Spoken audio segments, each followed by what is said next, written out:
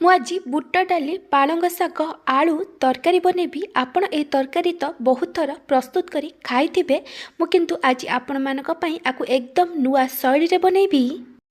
ଆପଣ ଏହି ତରକାରୀକୁ ମାତ୍ର 15ରୁ 20 ମିନିଟ୍ ଭିତରେ ପ୍ରସ୍ତୁତ କରି ଭାତ, ରୁଟି, ପରଟା କି ପୁରୀ ସହିତ ଖାଇପାରିବେ। ନମସ୍କାର, ଟ୍ୱିଙ୍କଲ୍ କିଚେନ୍କୁ ଆପଣମାନଙ୍କୁ ସ୍ୱାଗତ। ବୁଟ ଡାଲି ପାଳଙ୍ଗ ଶାଗ ଆଳୁ ତରକାରୀ ପାଇଁ ମୁଁ ଏଠି 3 ବିଡ଼ା ପାଳଙ୍ଗ ଶାଗ ନେଇଛି। ଏଠି ପାଖାପାଖି ଅଧା କେଜି ପାଳଙ୍ଗ ଶାଗ ଅଛି। ତା ସହିତ ମୁଁ ଏଠି 1 କପ୍ ବୁଟ ଡାଲି ନେଇଛି। ବୁଟ ଡାଲି ଆଉ ପାଳଙ୍ଗ ଶାଗର କ୍ୱାଣ୍ଟିଟି ଆପଣ ଆପଣଙ୍କ ହିସାବରେ କମ୍ ବେଶୀ କରିପାରିବେ। ମୁଁ ଏଠି ବୁଟ ଡାଲିକୁ ଅଧ ଘଣ୍ଟା ପାଇଁ ପାଣିରେ ବତୁରେଇକି ରଖିଥିଲି। ଏହାଦ୍ୱାରା ବୁଟ ଡାଲି ଜଲ୍ଦି ସିଝିଯିବ। ଆପଣ ଚାହିଁଲେ ବୁଟ ଡାଲିକୁ ନ ବତୁରେଇକି ବି ନେଇପାରିବେ। ମୁଁ ଏଠି ଗୋଟେ ପ୍ରେସର କୁକରରେ କିଛି ତେଲ ଦେଇ ଗରମ ହେବାକୁ ରଖିଛି। ଆମେ ଏହି ତରକାରୀକୁ ପ୍ରେସର କୁକରରେ ବନେଇବା। ଏହାଦ୍ୱାରା ତରକାରୀ ବହୁତ ଜଲ୍ଦି ପ୍ରସ୍ତୁତ ହୋଇଯିବ। ତେଲ ଭଲ ଭାବେ ଗରମ ହେଲା ପରେ ମୁଁ ଏଥିରେ ଗୋଟେ ତେଜପତ୍ର, 2ଟା ଛୋଟ ଖଣ୍ଡ ଡାଲଚିନି ଆଉ ଗୋଟେ ଛୋଟ ଚାମଚ ଜିରା ଦେଇଛି। ଏବେ ଆମେ ସବୁକୁ ଭଲ ଭାବେ ମିକ୍ସ କରି ଆକୁ ଭାଜିବା। ଜିରା, ତେଜପତ୍ର, ଡାଲଚିନି ଭଲ ଭାବେ ଭାଜି ହୋଇଗଲା ପରେ ମୁଁ ଏଥିରେ ଗୋଟେ ମିଡ଼ିୟମ୍ ସାଇଜ୍ ପିଆଜକୁ ଛୋଟ ଛୋଟ କରି କାଟିକି ପକାଇଛି। ଏବେ ଆମେ ସବୁକୁ ଭଲ ଭାବେ ମିକ୍ସ କରି ଆକୁ ଭାଜିବା, ଯେମିତି ପିଆଜ ଭଲ ଭାବେ ଲାଇଟ୍ ଗୋଲ୍ଡେନ୍ ବ୍ରାଉନ୍ କଲର୍ ହେଇ ଭାଜି ହୋଇଯିବ। ପିଆଜ ଏଠି ବଢ଼ିଆ ସେ ଲାଇଟ୍ ଗୋଲ୍ଡେନ୍ ବ୍ରାଉନ୍ କଲର୍ ହେଇ ଭାଜି ହୋଇଗଲାଣି। ଏବେ ମୁଁ ଏଥିରେ 2 ଛୋଟ ଚାମଚ ଅଦା ରସୁଣ ବଟା ଦେଇଛି। ଏବେ ଆମେ ସବୁକୁ ଭଲ ଭାବେ ମିକ୍ସ କରି ଆକୁ କଷିବା, ଯେମିତି ଅଦା ରସୁଣ ବଟାର କଞ୍ଚା ବାସ୍ନା ପଳେଇବ। ମସଲା ଏଠି ବଢ଼ିଆ ସେ କଷି ହୋଇଗଲାଣି। ଏଠି ଅଦା ରସୁଣ ବଟାର କଞ୍ଚା ବାସ୍ନା ପଳେଇଛି। ଏବେ ଆମେ ଏଥିରେ କିଛି ଗୁଣ୍ଡ ମସଲା ପକାଇବା। ଗୁଣ୍ଡ ମସଲାରେ ମୁଁ ପ୍ରଥମେ ପକାଇଛି 1/3 ଟେବୁଲ ସ୍ପୁନ୍ ହଳଦୀ ଗୁଣ୍ଡ। ଅଧିକ ହଳଦୀ ଗୁଣ୍ଡ ପକାଇବେନି। ତାପରେ ମୁଁ ଏଥିରେ ଗୋଟେ ଛୋଟ ଚାମଚ ଜିରା ଧନିଆ ଗୁଣ୍ଡ ପକାଇଛି। ତାପରେ ମୁଁ ଏଥିରେ ଲଙ୍କା ଗୁଣ୍ଡ ଦେଉଛି। ଆପଣଙ୍କୁ ଯେତିକି ରାଗ ଦରକାର ସେ ଅନୁସାରେ ଲଙ୍କା ଗୁଣ୍ଡ ଦେବେ। ତାପରେ ମୁଁ ଏଥିରେ ଗୋଟେ ଛୋଟ ଚାମଚ ଚିକେନ ମସଲା ଦେଇଛି। ଆ ଜାଗାରେ ଆପଣ କିଛି ବି ସବ୍ଜି ମସଲା ପକାଇ ପାରିବେ।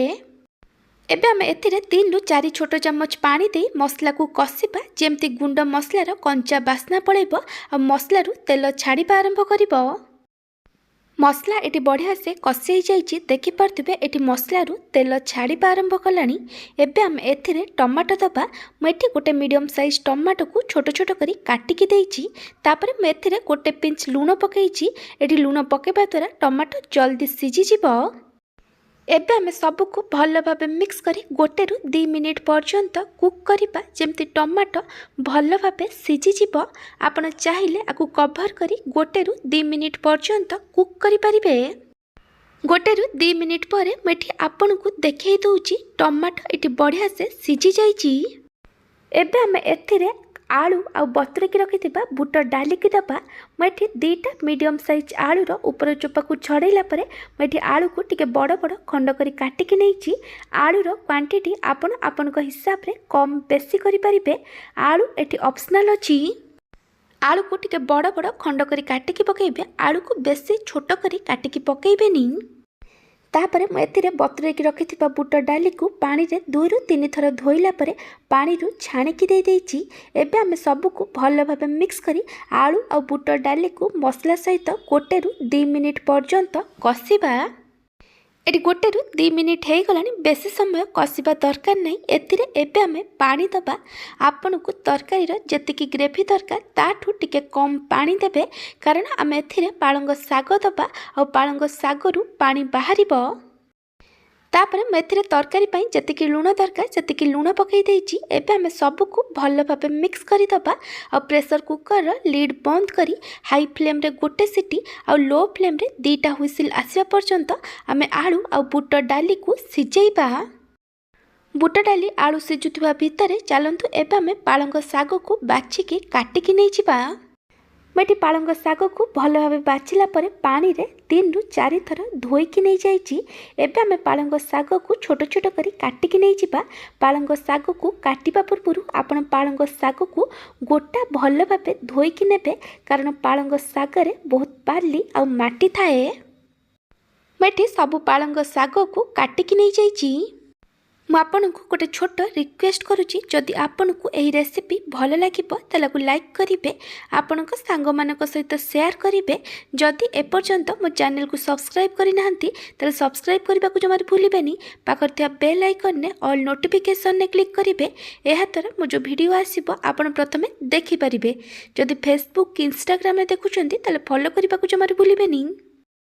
प्रेसर कुकर 3टा हुइसिल आसला परे मु इंडक्शन बंद कर देइथिली। एठी प्रेसर कुकर पूरा भेपर गला परे मु तार लीड खोलीची।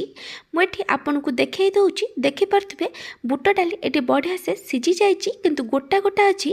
बुट डाली को एमती सिझेबे जेमती बुट डाली भल भाबे सिझी जिवो आ गोटा गोटा रहिबो। मैं इंडक्शन ऑन कर देइची। तरकारी को आउ थरे भल भाबे मिक्स कर दबा। तरकारी जेतले फुटिबा आरंभ करिवो सेतबेले आमे एथिरे काटिकी रखिथिबा पालंग साग को देई दबा।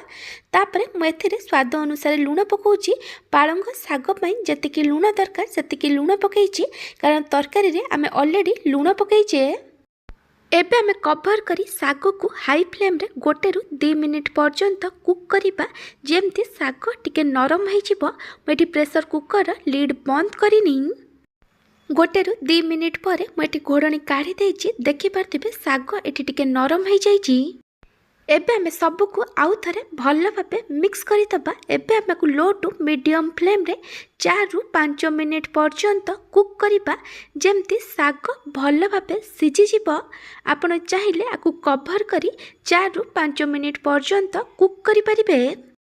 एटी 4 ରୁ 5 मिनिट हेई गलानी। साग एटी भल से सिझी जाइची। एबे आमे सबु को आउ थरे भल भाबे मिक्स करि दबा। तापरे मु एथिरे आधा छोट चम्मच गरम मसला गुंड पकाइची।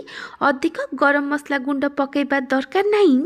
गरम मसला गुंड एटी ऑप्शनल अछि। जदि सागरे आपन को गरम मसला गुंड पसंद नहीं ताले आपन न पकाई पारंती। एबे आमे सबु को भल भाबे मिक्स करी आमे आकु मीडियम फ्लेम रे 1 ରୁ 2 मिनिट पर्यंत कुक करिबा। एटी 1 ରୁ 2 मिनिट हेई गलानी। सबु को आउ थरे भल भाबे मिक्स करि दबा आ इंडक्शन बंद करि दबा। आपण चाहिले एटी किछि काटिकी धनिया पत्र पकाई परिबे। बुट डाली पालंग साग आलू तरकारी एटी रेडी हो जाइए। एबे आमे को गोटे सर्विंग बाउल ले काढ़ी दबा। ए तरकारी भात रुटी परोटा पूरी सबुतरे खाइबा पाई भल लगी थाए। थरे एमती ट्राए करंतु, देखिबे समस्त को पसंद आसीबो। जदि आपन को ए बुट डाली पालंग साग आलू तरकारी रेसिपी भल लगी ताको लाइक करिवे, आपण को सांग मानक सहित शेयर करिवे। जदि एपर्यंत मो चैनल को सब्सक्राइब करि नाहंती ताले सब्सक्राइब करबा को जमार भूलिबेनी। पाखर था बेल आइकन ने ऑल नोटिफिकेशन ने क्लिक करिवे। एहा द्वारा मो जो वीडियो आसीबो आपण प्रथमे देखि परिबे। जदि फेसबुक कि इंस्टाग्राम रे देखुचंती ताले फॉलो करबा को जमार भूलिबेनी। Thank you for watching.